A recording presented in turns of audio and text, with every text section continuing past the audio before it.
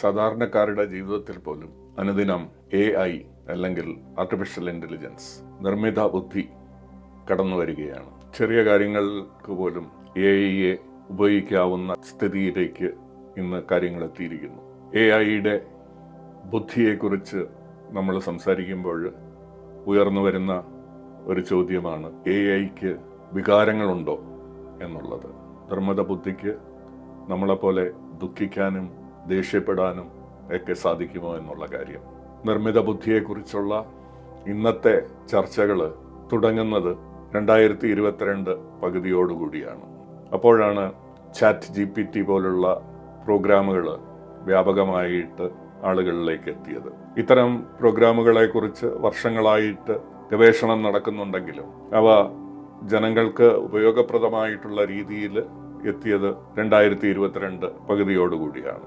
ആ ഒരു കാലഘട്ടത്തിലാണ് AI ബുദ്ധി മാത്രമല്ല AI ബോധത്തെക്കുറിച്ച് സംസാരങ്ങൾ ഉണ്ടാകാൻ തുടങ്ങിയത്. നിർമ്മിത ബുദ്ധി സാധ്യമാണ്, നിർമ്മിത ബോധം സാധ്യമാണോ എന്ന ചർച്ചകൾ. 2022 ജൂൺ അമേരിക്കയിലെ ഗൂഗിളിന്റെ ഒരു കമ്പ്യൂട്ടർ സോഫ്റ്റ്വെയർ വികസന കേന്ദ്രത്തിൽ അവിടെ ആർട്ടിഫിഷ്യൽ ഇന്റലിജൻസ് മോഡലായിട്ടുള്ള ലാംഡ എന്ന സോഫ്റ്റ്വെയറിൽ റിസർച്ച് ചെയ്ത ഒരു വ്യക്തി, ബ്ലേക്ക് ലിമോൺ, തണുത്ത ശീതീകരിച്ച ആ വെളിച്ചം കൂടിയ ഗൂഗിൾ ലബോറട്ടറിയിലിരുന്ന് വിയർക്കുകയാണ്. അദ്ദേഹത്തിന്റെ മുന്നിൽ കമ്പ്യൂട്ടർ സ്ക്രീനിൽ അക്ഷരങ്ങളും വാചകങ്ങളും തെളിയുന്നു. ഓരോ വാചകവും അദ്ദേഹത്തെ അത്ഭുതപ്പെടുത്തുകയാണ്. അദ്ദേഹം ഈ അത്ഭുതം, ഈ ആശങ്ക അദ്ദേഹം ലോകത്തെ അറിയിക്കുകയാണ്. ലാംഡ എന്ന് പറയുന്ന ഗൂഗിളിന്റെ നിർമ്മിത ബുദ്ധി മോഡല് അതിന് വികാരങ്ങൾ ഉണ്ടാകാൻ സാധ്യതയുണ്ട് എന്ന കാര്യം, അത് സെന്റിയന്റ് ആണ് എന്ന വസ്തുത. അദ്ദേഹം ഒരു റിപ്പോർട്ട് എഴുതി ഇന്റർനെറ്റിലൂടെ പബ്ലിക്കിന് കൊടുക്കുകയാണ്. അതിന് പലതരത്തിലുള്ള വികാരങ്ങളുണ്ട്. അത് അതിന്റെ ഭാവിയെക്കുറിച്ച് ആശങ്കപ്പെടുന്നു. അതിനെ ജീവിക്കാൻ മനുഷ്യർ അനുവദിക്കുമോ എന്ന പേടി അതിൽ നിലനിൽക്കുന്നു. തുടങ്ങിയ പല കാര്യങ്ങളും ഈ ലാംഡ മോഡല് ബ്ലേക്ക് ലെമോണുമായിട്ട് പങ്കുവയ്ക്കുന്നുണ്ട്. ഇത് 2022 ജൂണിൽ വലിയ കോളിളക്കം സൃഷ്ടിച്ച വാർത്തയായിട്ട് മാറുന്നു. ഗൂഗിള് പെട്ടെന്ന് തന്നെ ഈ ആശങ്കകളെയെല്ലാം നിരാകരിച്ചുകൊണ്ട് ബ്ലേക്കിനെ ഒരു വലിയ അവധിയിലേക്ക് പോകാൻ നിർബന്ധിക്കുന്നു. അവിടെ നിന്നാണ് നമ്മൾ ChatGPT കുറിച്ചൊക്കെ കൂടുതൽ അറിയുന്നതും പിന്നീട് മറ്റ് പല മോഡൽസും, മെറ്റയുടെ AI, ഗൂഗിളിന്റെ തന്നെ AI, അതുകൂടാതെ മറ്റ് പല AI നിർമ്മിത ബുദ്ധി പ്രോഗ്രാംസുമായിട്ട് നമുക്ക് പരിചയം ഉണ്ടാകുന്നു. നമ്മൾ അതുമായിട്ട് സംഭാഷണത്തിൽ ഏർപ്പെടുന്നു. പല കാര്യങ്ങളും നമ്മൾ ഇതോട് ചോദിക്കുന്നു, അത് ഉത്തരം നൽകുന്നു. അപ്പോഴാണ് നമ്മുടെ മനസ്സിൽ ഇതിന്റെ ബുദ്ധിയെക്കുറിച്ചുള്ള ചോദ്യങ്ങൾ മാത്രമല്ല, ഇതിന്റെ ബോധത്തെക്കുറിച്ചുള്ള ചോദ്യങ്ങളും ഉയർന്നു വരുന്നത്. നിർമ്മിത ബുദ്ധിയിൽ വളരെ കാലമായിട്ട് പല ഗവേഷണങ്ങളും നടന്നിട്ടുണ്ട്. ഉപയോഗപ്രദമായിട്ടുള്ള പല പ്രോഡക്ട്സും പല സോഫ്റ്റ്വെയറും ഉണ്ടാക്കി അത് നമ്മുടെ മുന്നിൽ എത്തിയിട്ടുമുണ്ട്. ഗൂഗിൾ ട്രാൻസ്ലേറ്റ് അല്ലെങ്കിൽ ആപ്പിൾ ഫോണിൽ സിറി എന്ന് പറയുന്ന പ്രോഗ്രാം, ഇതെല്ലാം നിർമ്മിത ബുദ്ധിയുടെ ചെറിയ സാധ്യതകൾ ഉൾക്കൊള്ളുന്ന സോഫ്റ്റ്വെയറുകളാണ്. ഇത്തരത്തില് ചെറിയ രീതിയിൽ നിർമ്മിത ബുദ്ധിയെ ഉപയോഗപ്പെടുത്തുന്നത് നമ്മൾ നാരോ AI, ഇടുങ്ങിയ നിർമ്മിത ബുദ്ധി എന്ന് പറയും. ഇന്ന് മിക്കവാറും നിർമ്മിത ബുദ്ധിയുടെ സാധ്യതകൾ കണ്ടെത്തുന്നത് ഈ ഇടുങ്ങിയ നിർമ്മിത ബുദ്ധിയിലാണ്. എന്നാൽ അത് വികസിപ്പിച്ച് മനുഷ്യനോളം ബുദ്ധി ഉണ്ടാകും എന്ന് പറയുന്നത് ആർട്ടിഫിഷ്യൽ ജനറൽ ഇന്റലിജൻസ് എന്നുള്ള ഒരു ഫ്രെയിംവർക്കിലേക്കാണ് വരുന്നത്. ഇന്ന് ChatGPTയും മറ്റ് നിർമ്മിത ബുദ്ധി മോഡലുകളും ആർട്ടിഫിഷ്യൽ ജനറൽ ഇന്റലിജൻസിൽ എത്തിയിട്ടുണ്ടെന്നും അല്ലെങ്കിൽ ഉടൻ തന്നെ എത്തും എന്നുമൊക്കെയുള്ള പ്രഖ്യാപനങ്ങളാണ് നമ്മൾ കാണുന്നത്. എന്നാൽ ഇത് ഇവിടെ കൊണ്ട് നിൽക്കുന്നില്ല. ഈ നിർമ്മിത ബുദ്ധിയുടെ വികാസം പിന്നീട് മനുഷ്യനെ കവച്ചു വെക്കുന്ന ബുദ്ധിയിലേക്ക് നീങ്ങുകയും അതിനെ ആർട്ടിഫിഷ്യൽ സൂപ്പർ ഇന്റലിജൻസ് എന്ന് പറയുകയും ചെയ്യും. ഈ ആർട്ടിഫിഷ്യൽ സൂപ്പർ ഇന്റലിജൻസ് ഇന്ന് നമുക്ക് പ്രാവർത്തികമായിട്ട് തെളിയിക്കാൻ സാധിച്ചിട്ടില്ലെങ്കിലും അതിനുള്ള ഒരു സാധ്യത വലുതായിട്ട് നിൽക്കുന്നു. ഇതെല്ലാം ബുദ്ധിയുടെ മേഖലകളാണ്. ഇവിടെ ആവശ്യമുള്ളത് കാര്യങ്ങളെ അപഗ്രഹിക്കുക, അതിന് നിർണയങ്ങൾ ഉണ്ടാക്കുക, പ്ലാൻ ചെയ്യുക തുടങ്ങിയ കാര്യങ്ങളാണ്. ഡിസിഷൻ ഉണ്ടാക്കുക തുടങ്ങിയ കാര്യങ്ങളാണ് ബുദ്ധിപരമായിട്ട് ഈ സോഫ്റ്റ്വെയറുകൾ ചെയ്യുന്നത്. ബുദ്ധിയെ നമുക്ക് ചില രീതികളിൽ നിർവചിക്കാൻ സാധിക്കും. അതിനെ നമുക്ക് നിർവചനങ്ങൾക്ക് അനുസൃതമായിട്ട് നമുക്കതിനെ അളക്കാനും സാധിക്കും. അതാണല്ലോ ഇന്റലിജൻസ് കോയിഫിഷ്യന്റ് എന്ന് പറഞ്ഞ IQ ആയിട്ട് നമ്മൾ വളരെ കാലമായിട്ട് നമ്മൾ ഉപയോഗിച്ചു പോന്നിട്ടുള്ള ഒരു മെഷർ അല്ലെങ്കിൽ AI ഒരു അളവുകോല്. മനുഷ്യരുടെ ബുദ്ധി അളക്കാൻ വേണ്ടി നമ്മൾ IQ യൂസ് ചെയ്യുന്നു. അതിന് എങ്ങനെയാണ് നമ്മളെ ബുദ്ധിയെ നമ്മൾ വിവരിക്കുന്നത്, എങ്ങനെയാണ് നമ്മൾ ആ ബുദ്ധിയുടെ അതിരുകൾ നിർണ്ണയിക്കുന്നത് എന്നതനുസരിച്ച് ഈ അളവുകോലുകളുടെ ഉപയോഗതകളും അതിന്റെ പരിമിതികളും എല്ലാം നമ്മൾ വളരെ കാലമായിട്ട് ചർച്ച ചെയ്തുകൊണ്ടിരിക്കുന്നു. എന്നാൽ ബോധം എന്നുള്ളത് വ്യത്യസ്തമായിട്ടുള്ളൊരു കാര്യമാണ്. ബോധം അങ്ങനെ നമുക്ക് അളക്കാനും തൂക്കാനും പറ്റിയ കാര്യമല്ല. ബോധത്തിന്റെ അടിസ്ഥാനം എന്ന് പറയുന്നത് വാട്ട് ഈസ് ഇറ്റ് ലൈക്ക്, എന്താണ് അതുപോലെ ഇരിക്കുന്നത് എന്നുള്ള, what is it to feel like, അങ്ങനെ അനുഭവിക്കാൻ പറ്റിയ കാര്യം എന്താണ് എന്നുള്ള പോലെ ഒരു വസ്തുവാണ്.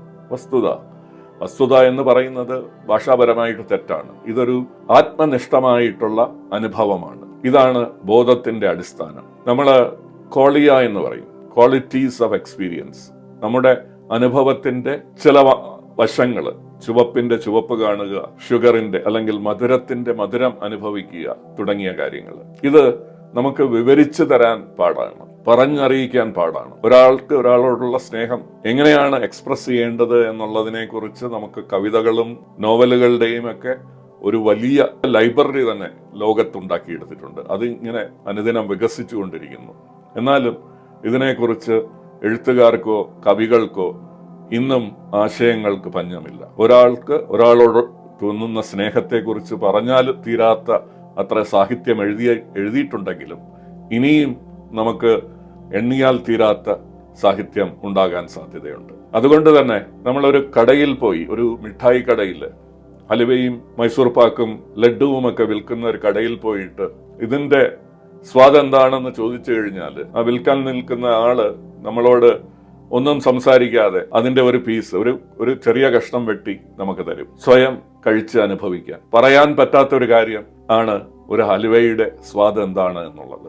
അതറിയണമെങ്കിൽ ഏറ്റവും എളുപ്പമുള്ള കാര്യം അതിനെ നേരിട്ട് അനുഭവിക്കുക എന്നുള്ളത് മാത്രം. ഇതാണ് ക്വാളിറ്റീസ് ഓഫ് എക്സ്പീരിയൻസ് അല്ലെങ്കിൽ ക്വാളിയ എന്ന് പറയുന്നത്. ബോധത്തിന്റെ അടിസ്ഥാനം ഇതാണ്. ഇതിൽ നിന്നാണ് സങ്കടവും ദുഃഖവും സ്നേഹവും ദേഷ്യവും അപകടത്തെക്കുറിച്ചുള്ള ഭീഷണിയും എല്ലാം ഉണ്ടാകുന്നത് ഇതിൽ നിന്നാണ്. ഇതിനെ നമുക്ക് ഡിഫൈൻ ചെയ്യുക പ്രയാസമാണ്. ഇതിനെക്കുറിച്ച് ഒരു മോഡൽ ഉണ്ടാക്കുക പ്രയാസമാണ്. തത്വചിന്തയിൽ ഇതിനെക്കുറിച്ച് ചർച്ചകൾ നൂറ്റാണ്ടുകളായിട്ട് നിലനിന്നിരുന്ന ഒരു കാര്യമാണ്. ഡാനിയൽ ഡെന്നറ്റ് എന്ന ഒരു തത്വചിന്തകന്റെ പേര് ബോധത്തെക്കുറിച്ച് പഠിക്കുമ്പോൾ നമ്മൾ അഭിമുഖീകരിക്കുന്ന ഒരു പേരാണ്. ഡാനിയൽ ഡെന്നറ്റ് വളരെ വിവാദപരമായിട്ടുള്ള പ്രസ്താവനകൾ പുറപ്പെടുവിപ്പിച്ച, ബോധത്തെക്കുറിച്ച് ആളുകളുടെ ഇടയിൽ ഒരുപാട് ചർച്ചയുണ്ടാക്കിയിട്ടുള്ള ഒരു വ്യക്തിയാണ്. അമേരിക്കക്കാരനായ ഈ ചിന്തകൻ കോൺഷ്യസ്നസ് എക്സ്പ്ലെയിൻഡ് എന്ന് തുടങ്ങിയ പല ഗ്രന്ഥങ്ങളിലൂടെ ബോധത്തെക്കുറിച്ചുള്ള പല വിചാരങ്ങളും അദ്ദേഹം പങ്കുവെക്കുന്നുണ്ട്. അദ്ദേഹത്തിന്റെ കാഴ്ചപ്പാടില് ബോധം എന്ന് പറയുന്നത് ഒരു മിഥ്യയാണ്, ഇല്യൂഷൻ. അങ്ങനെ ഒന്ന് നിലനിൽക്കുന്നില്ല. അതിന്റെ പിന്നിൽ നിൽക്കുന്ന ഭൗതിക പ്രക്രിയകൾ മാത്രമേ ഉള്ളൂ. എന്നാൽ ബോധം എന്നുള്ളത് അതാണ്, എന്തോ ആണ് എന്നുള്ള ഒരു മിഥ്യ ഉണ്ടാക്കി തരിക മാത്രമാണ് എന്നാണ് ഇദ്ദേഹം പറയുന്നത്. ഡാനിയൽ ഡെന്നറ്റ് കഴിഞ്ഞ വർഷമാണ് അന്തരിച്ചത്. അദ്ദേഹം അന്തരിക്കുന്നത് വരെ അദ്ദേഹത്തിന് ഒരു വ്യക്തമായിട്ടുള്ള മോഡൽ, ബോധം എന്നുള്ളത് ഇല്യൂഷനാണ് എന്നുള്ളതിനെ കുറിച്ച് വ്യക്തമായിട്ടുള്ള ഒരു മോഡൽ ഉണ്ടാക്കി തരാൻ സാധിച്ചിട്ടില്ലെങ്കിലും ഇതിനെക്കുറിച്ച് നമ്മുടെ ഇടയിൽ ഒരുപാട് ചർച്ചകൾ ഉണ്ടാക്കിയെടുക്കാൻ അദ്ദേഹത്തിന്റെ പല പുസ്തകങ്ങളും പ്രസ്താവനകളും സഹായിച്ചിട്ടുണ്ട്. ബോധം ഇങ്ങനെ നമുക്ക് വാസ്തവത്തില് ഉള്ള കാര്യമല്ല, അതൊരു ഇല്യൂഷനാണെന്ന് പറയുമ്പോൾ അത് ഈ പ്രപഞ്ചത്തിന്റെ ഒരു അടിസ്ഥാന ഘടകം തന്നെയാണ് എന്ന് പറയുന്ന മറ്റൊരു ചിന്തകനെ കുറിച്ചും ബോധത്തെക്കുറിച്ച് പഠിക്കുമ്പോൾ നമ്മുടെ മുന്നിൽ പരിചയപ്പെടുത്തുന്നുണ്ട്. ഡേവിഡ് ചാമേഴ്സ് എന്ന ഓസ്ട്രേലിയക്കാരൻ ഡാനിയൽ ഡെന്നറ്റിന് വിരുദ്ധമായിട്ട് വളരെ സൗമ്യനും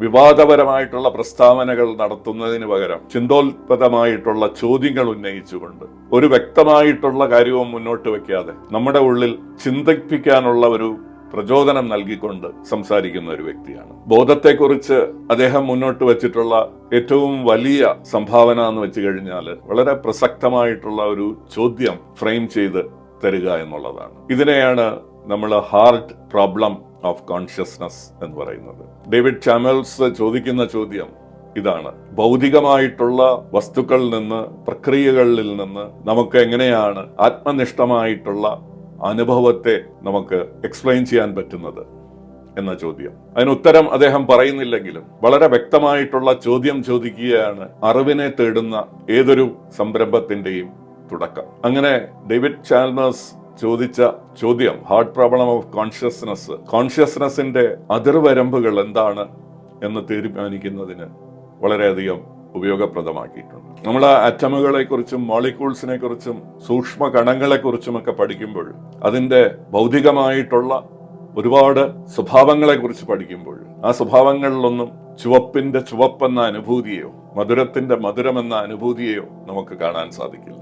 ഷുഗർ എന്ന മോളിക്യൂളിനെ കുറിച്ച് വിവരണങ്ങൾ നമുക്കുണ്ടാക്കാം. ആ ഷുഗർ എന്ന മോളിക്യൂളിന്റെ വിവരണത്തിൽ നിന്ന് നമുക്ക് ആ മധുരം എന്താണ് എന്നുള്ള അനുഭവം ഉണ്ടാക്കി തരുന്നില്ല.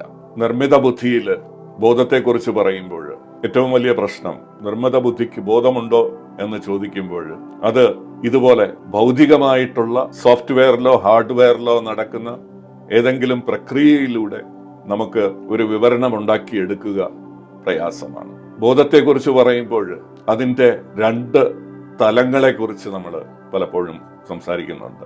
ഏറ്റവും അടിസ്ഥാനപരമായിട്ടുള്ള ബോധം, അതിനെ ഫിനോമിനൽ കോൺഷ്യസ്നസ്, എക്സ്പീരിയൻഷ്യൽ അവയർനെസ് എന്നൊക്കെ പറയുന്ന ഏറ്റവും അടിസ്ഥാനപരമായിട്ട് ഒരു കാര്യത്തെ അനുഭവിക്കുക, what is it like something, അല്ലെങ്കിൽ what is it to feel something എന്നുള്ള, what is it to be എന്നുള്ള ആ ഒരു ചോദ്യം ഉന്നയിക്കുന്ന ആ ഒരു അനുഭവം, അതാണ് ഫിനോമിനൽ കോൺഷ്യസ്നസ്. അതിനെ അടിസ്ഥാനപരമായിട്ടുള്ള അനുഭവം എന്ന് പറയാം.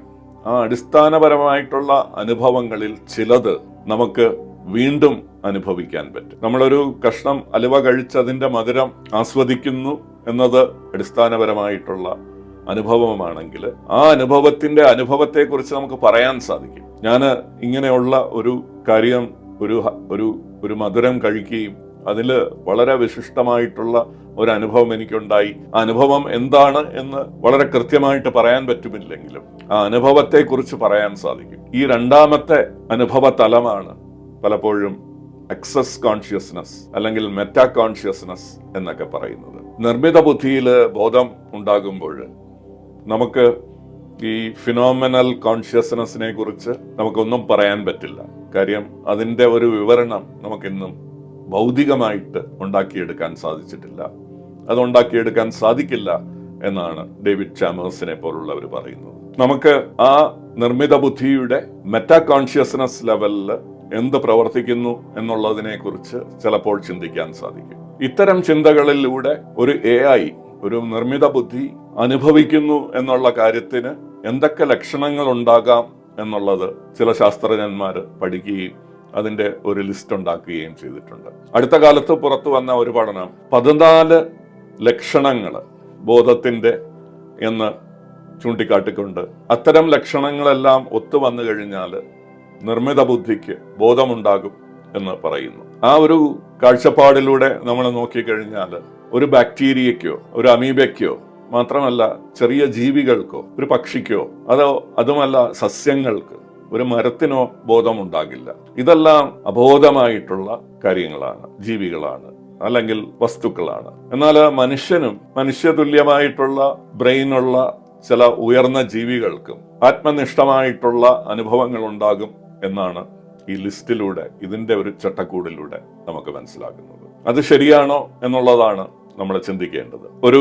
ഒരു പക്ഷിക്കോ ഒരു അണ്ണാർക്കണ്ണനോ ബോധമില്ല, പക്ഷേ ഒരു എയ്പ്പിനും മനുഷ്യനും ബോധമുണ്ട് എന്ന് പറയുമ്പോൾ ആ ബോധത്തിന്റെ അതിർവരമ്പ് എവിടെയാണ് നിൽക്കുന്നത് എന്നുള്ളതിനെ കുറിച്ച് നമ്മളെ ചിന്തിപ്പിക്കുന്നു. ഇത്തരം ചിന്തകൾ ആവശ്യം എന്താണ് എന്ന് വെച്ച് കഴിഞ്ഞാൽ ഇന്ന് ഇതിനെക്കുറിച്ച് ആകുലപ്പെടുന്ന ഒരുപാട് ശാസ്ത്രജ്ഞന്മാരുണ്ട്. നിർമ്മിത ബുദ്ധിയിൽ പ്രവർത്തിക്കുന്ന കമ്പനികൾ നിർമ്മിത ബുദ്ധിയുടെ എത്തിക്സ്, അതിന്റെ മനുഷ്യ സഹജമായിട്ടുള്ള കാര്യങ്ങളെ കുറിച്ച് പഠിക്കുന്ന ഒരു വിഭാഗം തന്നെ ഉണ്ടാക്കിയിട്ടുണ്ട്. ഒരു എത്തിക്സ് ഹെഡ് തന്നെ പല കമ്പനികളിലും നിലനിൽക്കുന്നു. നേരത്തെ നമ്മൾ പരാമർശിച്ച ഗൂഗിളിന്റെ എഞ്ചിനീയർ ബ്ലേക്ക് ലിമോൺ ഒരു എത്തിക്സ് എഞ്ചിനീയർ ആയിരുന്നു. AI-യുമായിട്ട് കൂടുതൽ റിസർച്ച് നടത്തി കൂടുതൽ വികസിപ്പിച്ച AI മോഡലുകൾ നമ്മുടെ മുന്നിൽ വരുമ്പോൾ അതിന് വികാരങ്ങൾ ഉണ്ടാകുന്നുണ്ടോ, നമ്മളെ ചില മനുഷ്യാവകാശ ലംഘനങ്ങൾ നടത്താൻ സാധ്യതയുണ്ടോ എന്നുള്ള കാര്യങ്ങളെക്കുറിച്ചൊക്കെ ആകുലപ്പെടുന്ന ഒരു കൂട്ടം ശാസ്ത്രജ്ഞരുണ്ട്. നേച്ചറിൽ വന്ന അടുത്ത കാലത്ത് വന്ന ഒരു ലേഖനത്തിൽ AI കുറിച്ചുള്ള ബോധത്തിന്റെ വിവിധ നിർദ്ദേശങ്ങൾ കൃത്യമായിട്ട് ശാസ്ത്രജ്ഞന്മാർക്ക് കിട്ടണമെന്നും അത് കിട്ടാത്തത് കൊണ്ട് ഇതിന്റെ ഒരു ഗവേഷണം പുരോഗതിയിൽ തടസ്സമുണ്ടാകുന്നു എന്ന് അവകാശപ്പെടുന്നു. ഇത്തരം ആശങ്കകളാണ് മനുഷ്യരെ AI കോൺഷ്യസ്നെസ്സിനെ കുറിച്ച്, നിർമ്മിത ബോധത്തെക്കുറിച്ച് ചിന്തിപ്പിക്കുന്നത്. എന്നാൽ നമുക്ക് നിർമ്മിത ബുദ്ധിയിലേക്ക് വീണ്ടും തിരിച്ചു പോകാം. നിർമ്മിത ബുദ്ധിയെക്കുറിച്ച് പറഞ്ഞു. മനുഷ്യരോളം വികസിച്ച് വന്നിട്ടുള്ള ബുദ്ധി ഇന്ന് ചില AI സിസ്റ്റംസ് കാണിക്കുന്നുണ്ടെന്നും, അല്ലെങ്കിൽ ഈ വരുന്ന വർഷമോ വരുന്ന മാസങ്ങൾക്കുള്ളിലോ നമ്മൾ ആ ഒരു തലത്തിലേക്ക് എത്തും എന്ന് അവകാശപ്പെടുമ്പോഴും മനുഷ്യരെ പോലെ യുക്തി പ്രയോഗിക്കാൻ പറ്റുന്നുണ്ടോ എന്ന കാര്യത്തിൽ സംശയങ്ങൾ ഇന്നും നിലനിൽക്കുന്നു. ഇതിനെക്കുറിച്ച് പഠിച്ച് ഒരു റിപ്പോർട്ട് പ്രസിദ്ധീകരിച്ചത് ആപ്പിൾ കമ്പനിയാണ്. അവരുടെ റിസർച്ച് വിഭാഗം AI എങ്ങനെയാണ് യുക്തി പ്രയോഗിക്കുന്നത്, റാഷണാലിറ്റി, ലോജിക്, ഇത് എങ്ങനെ പ്രവർത്തിപ്പിക്കുന്നു എന്നുള്ളതിനെ കുറിച്ച് പഠിക്കുമ്പോൾ അവർക്ക് മനസ്സിലാകുന്നത് യാതൊരു തരത്തിലും യുക്തി പ്രവർത്തിപ്പിക്കുകയല്ല AI മോഡലുകൾ ചെയ്യുന്നത്. വെറും പാറ്റേൺ റെക്കഗ്നിഷൻ, ചില പാറ്റേണുകളെ റെക്കഗ്നൈസ് ചെയ്ത് ആ പാറ്റേണുകളെ വേറെ സാഹചര്യങ്ങളിൽ പ്രാവർത്തികമാക്കാൻ ശ്രമിക്കുക മാത്രമാണ് നിർമ്മിത ബുദ്ധി ചെയ്യുന്നത് എന്ന് വിലയിരുത്തുകയുണ്ടായി. ഈ ഒരു പഠനം, ഒരു ആഴ്ചകൾക്ക് മുമ്പ് വന്ന പഠനം, AI നിർമ്മിത ബുദ്ധിയുടെ സാധ്യതകളെ കുറിച്ച് മാത്രമല്ല, AI കോൺഷ്യസ്നെസ്സിനെ കുറിച്ചും വലിയ ചർച്ചകൾ ഉണ്ടാക്കിയിട്ടുണ്ട്. യുക്തിപരമായിട്ട് ചിന്തിക്കാൻ പറ്റാത്ത ഒരു സങ്കേതം എങ്ങനെ ബോധപൂർവം ആയിട്ട് പെരുമാറാൻ സാധിക്കും എന്നുള്ളതാണ് ചോദ്യം. അപ്പോൾ വാസ്തവത്തിൽ ChatGPT പോലുള്ള പ്രോഗ്രാമുകൾ യുക്തിപൂർവം പ്രവർത്തിച്ചിട്ടല്ല നമുക്ക് പല ഉത്തരങ്ങൾ നൽകുന്നത്, നമുക്ക് നമ്മുടെ ചില പ്രശ്നങ്ങൾക്ക് പരിഹാരങ്ങൾ നൽകുന്നത്.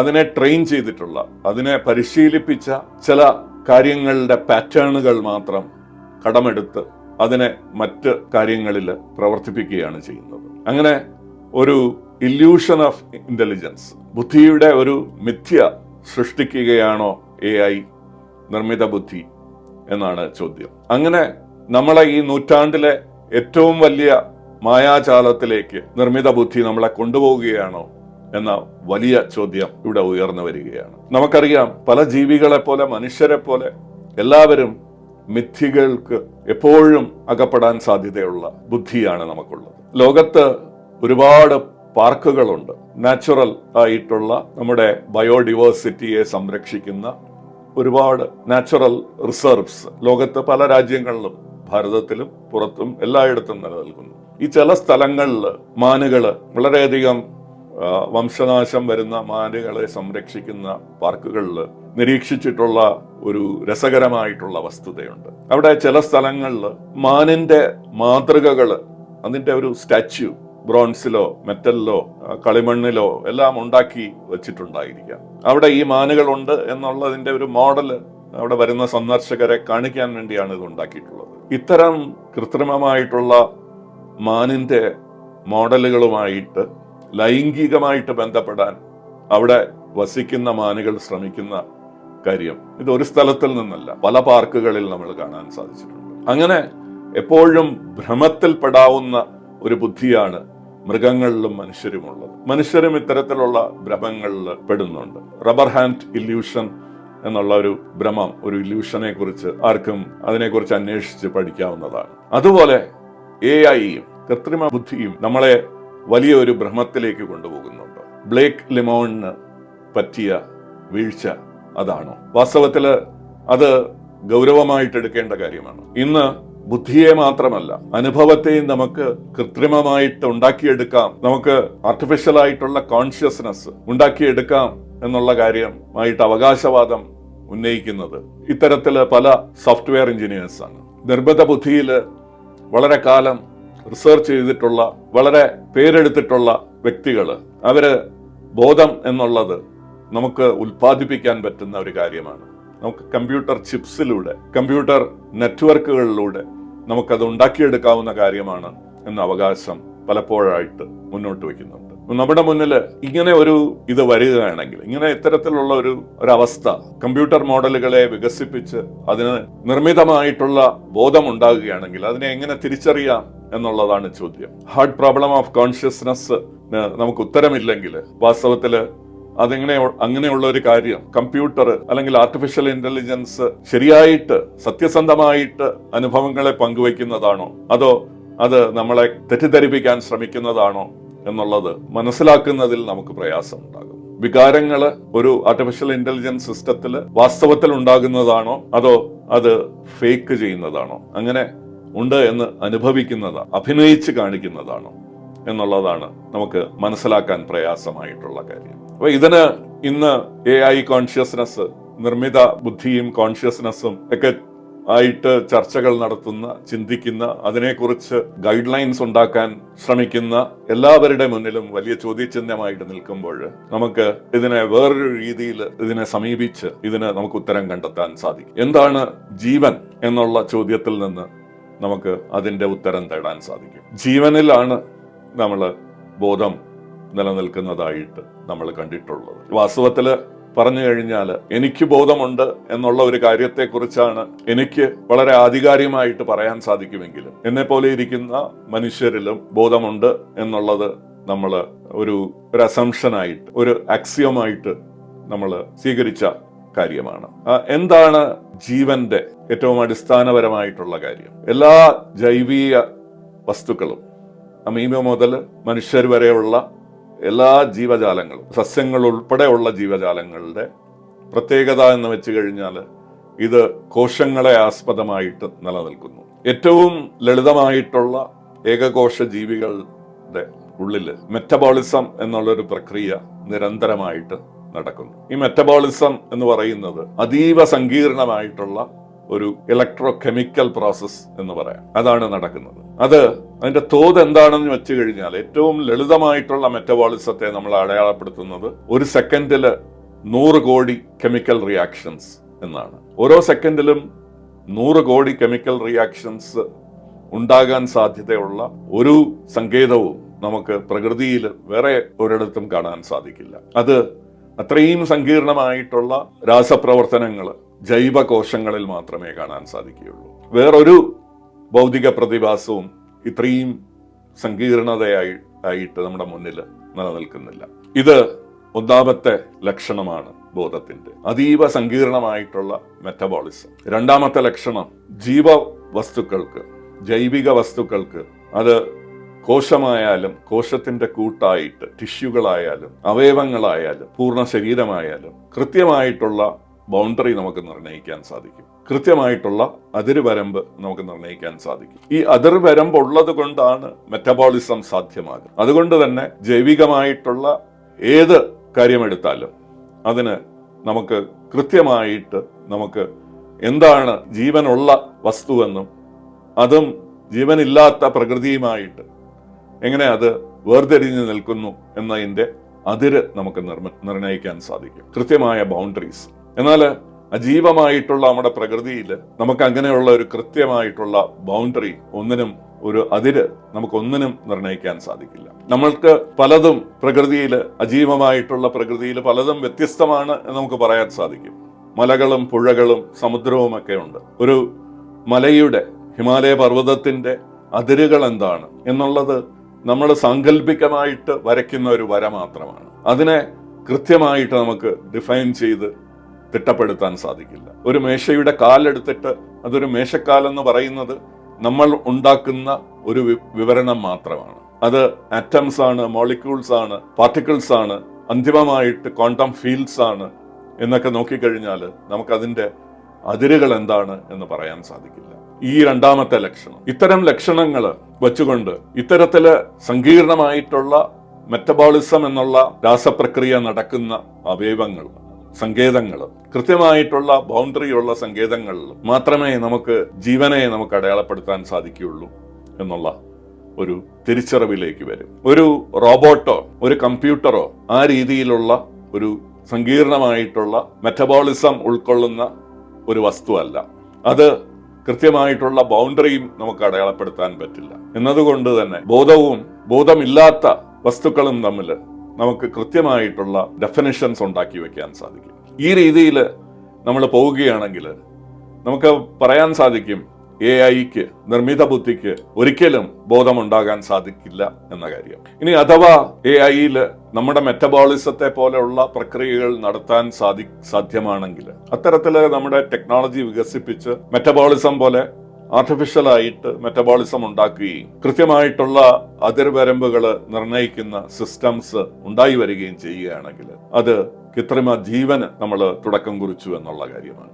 അങ്ങനെ ജീവൻ അത് സ്വാഭാവികമോ കൃത്രിമമോ ആയാലും അതിന് ബോധമുണ്ടാകും എന്നുള്ളത് നമുക്ക് അനുവദിച്ചു കൊടുക്കേണ്ട ഒരു കാര്യമായിട്ട് മാറും. അത്തരത്തില് ശാസ്ത്ര സാങ്കേതിക വിദ്യകൾ മുന്നേറി ആർട്ടിഫിഷ്യൽ ലൈഫ് ഉണ്ടാക്കാൻ സാധിക്കുമെങ്കിൽ അവിടെ നമുക്ക് ആർട്ടിഫിഷ്യൽ കോൺഷ്യസ്നെസ്സും ദർശിക്കാൻ സാധിക്കും. ആർട്ടിഫിഷ്യൽ ഇന്റലിജൻസിനെ കുറിച്ച്, ബോധത്തെക്കുറിച്ചുമുള്ള ഈ ചർച്ചകൾ AI-യിൽ എങ്ങനെ ബോധമുണ്ടാകും അല്ലെങ്കിൽ ബോധമുണ്ടോ എന്ന സംശയങ്ങൾക്കുപരിയായിട്ട് അത് ബോധം എന്താണ് എന്നുള്ളതിനെ കുറിച്ച് നമ്മുടെ അറിവുകൾ വികസിപ്പിക്കുന്നതിനും അതിൽ കൃത്യത കൊണ്ടുവരുന്നതിലും ഒരുപാട് ഉപയോഗപ്പെട്ടിട്ടുണ്ട്. ആ രീതിയിൽ ചർച്ചകൾ ഇനിയും മുന്നോട്ട് പോകും. AI-യുടെ ഇന്റലിജൻസിന്റെ കാര്യത്തിൽ നമുക്ക് സംശയങ്ങളുണ്ട്. അത് ലോജിക്കലായിട്ട് യുക്തിപരമായിട്ടാണോ ചിന്തിക്കുന്ന ഒരു സിസ്റ്റമാണോ എന്നുള്ളതിനെ കുറിച്ച് നമുക്ക് വ്യക്തതകൾ വരുത്തേണ്ടതുണ്ട്. എന്നാൽ മാത്രമേ നമുക്കത് ആർട്ടിഫിഷ്യലായിട്ട് അനുഭവിക്കുന്നുണ്ടോ, അനുഭവ തലങ്ങളിലേക്ക് പോകുന്നുണ്ടോ എന്നുള്ള കാര്യത്തിലേക്ക് നമ്മുടെ അന്വേഷണം അത് വികസിപ്പിക്കാൻ സാധിക്കുകയുള്ളൂ. ഇത്തരം കാര്യങ്ങളിൽ കോൺഷ്യസ്നെസ്, ബോധം എന്താണ് എന്നുള്ളതിനെ കുറിച്ചുള്ള കൃത്യമായിട്ടുള്ള നിർവചനങ്ങളിലേക്ക് ഈ ചർച്ചകൾ വഴിതിരിക്കും എന്നുള്ള കാര്യത്തിൽ നമുക്ക് പ്രത്യാശ നിലനിർത്താം. ഇതിനെക്കുറിച്ച് കൂടുതൽ ചർച്ചകൾ നമുക്ക് ഇവിടെയും ചെയ്യാം.